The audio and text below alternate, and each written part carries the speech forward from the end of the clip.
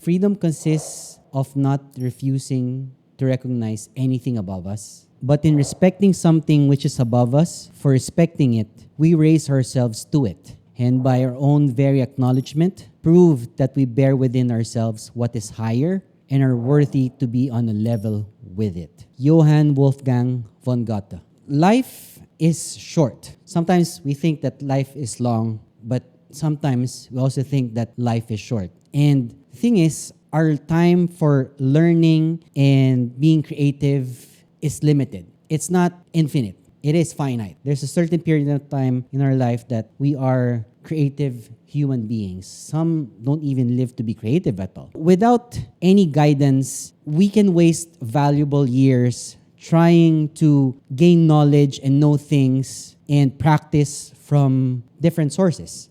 What I'm getting at here is about having a master, which in turn is actually a mentor or a coach, or anything that we can call it. It's someone that we learn from or get inspiration from learning, whether it be directly or maybe indirectly. With that, we need to follow an example set by masters throughout the ages. Those that came before us, maybe those who are dead already, and maybe those who are living as well. And be able to find a mentor. Like what I always said, getting a mentor is like a cheat code. Getting a cheat code. You know when you play video games and then you get the directions on which door to open, which door not to open, or which door can lead you to a secret passage to get an extra point. Having a mentor is like that. You want to get the mentor wherein that guy is ready where you want to be at in the future. You don't get someone who is in the same level as you in terms of the achievements that you want to be. You get someone that's levels above you in terms of their achievement, and then the goal of a mentee or someone learning from the mentor is to go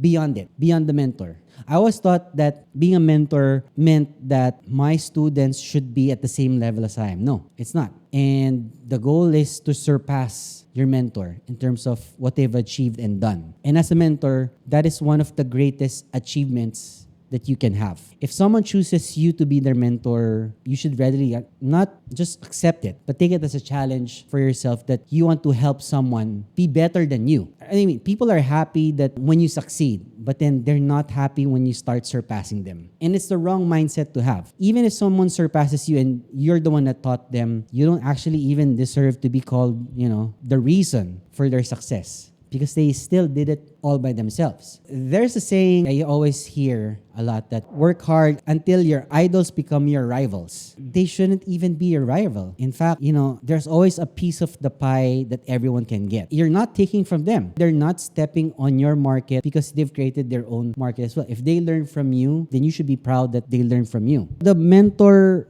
prodigy type of relationship is somewhat a productive and an efficient form of learning, because there are a lot of things that you will not learn from books, and you will not learn them from school. You will learn them from actual people that learned it in real life, that they've applied it in real life in their own way. The right mentors know where to focus your attention to. If you're focused on one thing or too many things, your mentor will tell you to focus on this one and this one alone, because that's the key to their success in whatever you're trying to achieve. When we don't have people to tell us where should we put our focus on, we tend to be jack of all trades. We tend to do so many things at the same time and not focus on what really is important. Remember in my other videos I talked about just being focused on one thing and one thing alone. Be a master of one instead of being a jack of all trades. You want to try to be the best at what you do, not to be well-rounded, to do so many things all at the same time. With that, their knowledge and experience become yours as well. And they provide immediate and realistic feedback on your actual work. When they see your work that you're doing good, they will tell you that your work is great. If your work sucks, they will tell you right away. They're not going to be afraid to tell you what you're doing right and wrong, what you can improve on, and what you need to stop doing. Something like a SWOT analysis of some sort. So if you're a mentor, you want to recognize what your students doing well, not doing so well, what they can improve on, and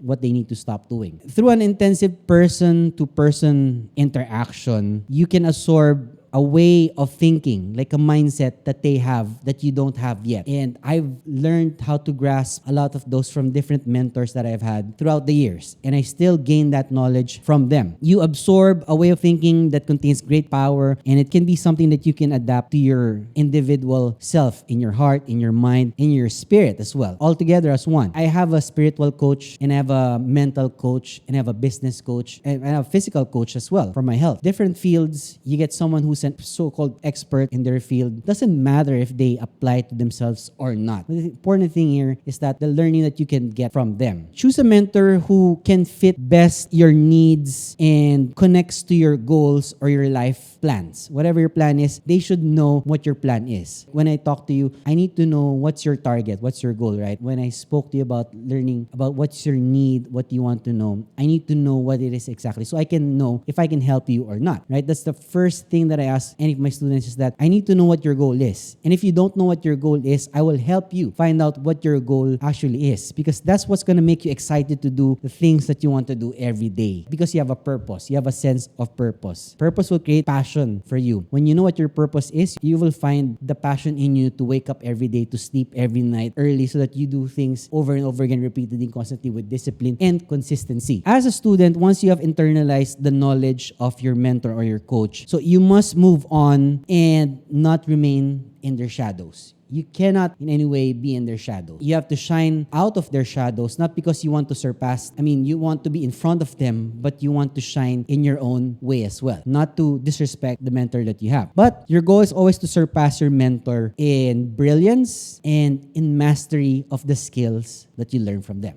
In my experience, I don't have a mentor yet that I feel that I have surpassed in terms of what I've achieved. I don't feel like, I'm there to their even the same level as they are, which is great, because it tells me that I have so much room for improvement, that, I'm not there yet. But the journey to getting there is where it's fun, because every time I catch up with any of my mentors and I see them, I tell them the progress that I have. And I ask them, where can I improve on? Where should I put my focus on? Where should I think of in terms of getting better? What do you think is it that I'm good at right now? And what should I stop doing? Because I might be focusing on something that's not really important for me. Those are things that you should talk about with your mentor all the time. Things that you can improve on every day, and things that, are just noise. Sometimes you're doing things that are popular, like you're doing crypto or NFT because you think it's popular, it's the fun thing to do. But the thing is, that's not even your focus. Your focus is growing the skills that you have that are going to be useful for the long term. I'm not saying it's not important, but it could be. I'm just giving it as an example. I'm not saying it's NFT or crypto is not important. It is very good as well, if you learn about it very well. Choosing the right mentors, like being able to choose your own parents. You can't choose your parents, but you can choose who can guide you. It's not your choice that their parents only knew this much. That's why our parents saved a lot of money, worked hard so that they can put us into good schools, because they didn't have the great education that they have. Some parents have that. My mom didn't have great education. That's why she worked really hard in order for me to have the education that I had growing up. And I'm thankful for that. Some may not be as lucky as you are at, it's not your fault that you have parents like those. But it is your fault that you don't get the right guidance from people around you, because most likely it's free. You can get free guidance from everyone around you. Don't give an excuse that you cannot get guidance from anyone around you that you feel, is going to help you in terms of you growing as a person. Question of the day. Do you have your own mentor as well? And if they're your mentor, which part of your growth are they trying to help you with? Let me know in the comment section.